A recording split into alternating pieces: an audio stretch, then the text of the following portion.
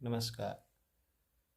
3 दिसंबर 2023 को एनसीआरबी का डाटा 2022 जारी किया गया है, जिसके माध्यम से ये ज्ञात होता है कि हमारे देश में बच्चों के समाज के विरुद्ध आचरण या साधारण शब्दावली की दृष्टि से जिसे हम कहते हैं कि बच्चे अपराध के क्षेत्र में कदम रख रहे हैं, यदि उसकी स्थिति पर अगर हम ध्यान दें तो चिंताजनक स्थिति उभर कर हमारे सामने आ रही है। आंकड़ों पर यदि नज़र डालें तो वर्ष 2022 में दिल्ली में 2436 आपराधिक मामले जो थे दर्ज किए गए, जिसमें किशोर यहाँ पर शामिल पाए गए हैं।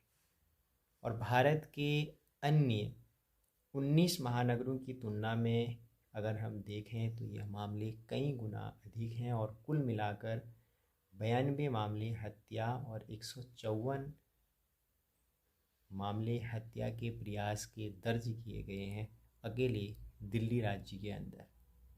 इसी तरह से अगर हम देश के अन्य राज्यों के परिप्रेक्ष्य में बात करें तो उसके माध्यम से ये ज्ञात होता है कि हमारे देश में लगातार बच्चों के समाज के विरुद्ध आचरण की स्थिति में बढ़ोतरी यहाँ पर दर्ज की जा रही है। एनसीआरबी की ही रिपोर्ट के अनुरूप अगर हम देखें तो पिछले साल चेन्नई, जहाँ दूसरे नंबर पर चेन्नई पिछले साल उसने 521 आपराधिक मामले दर्ज किए गए हैं वर्ष 2022 में।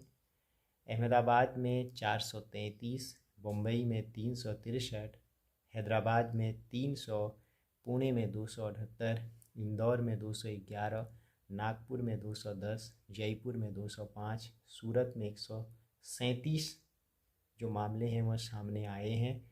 और कोलकाता में वर्ष 2022 में 9 आपराधिक मामलों में किशोर शामिल हैं। और 2021 में अगर हम देखें दिल्ली में, जहां 2618 मामलों में, 2020 में 2336 मामलों में किशोर शामिल थे।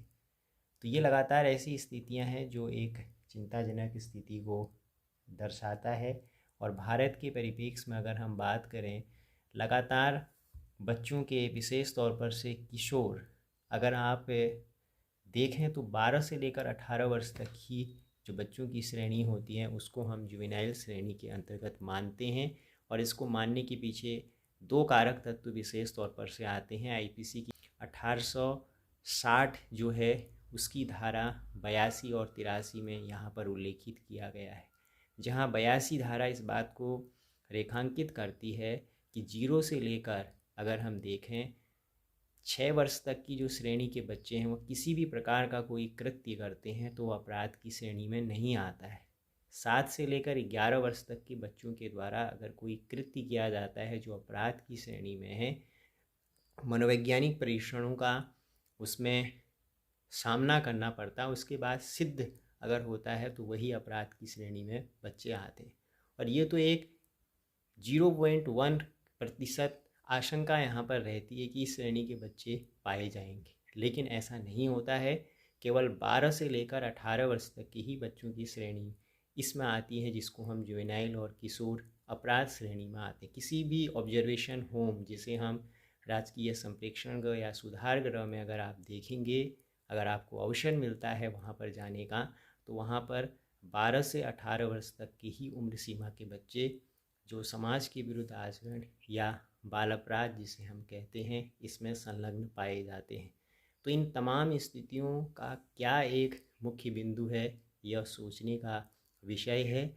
ऑब्जर्वेशन होम में जब वो रहते हैं तो बहुत सारी योजनाएं उनको समाज की मुख्य धारा में लाने के लिए है।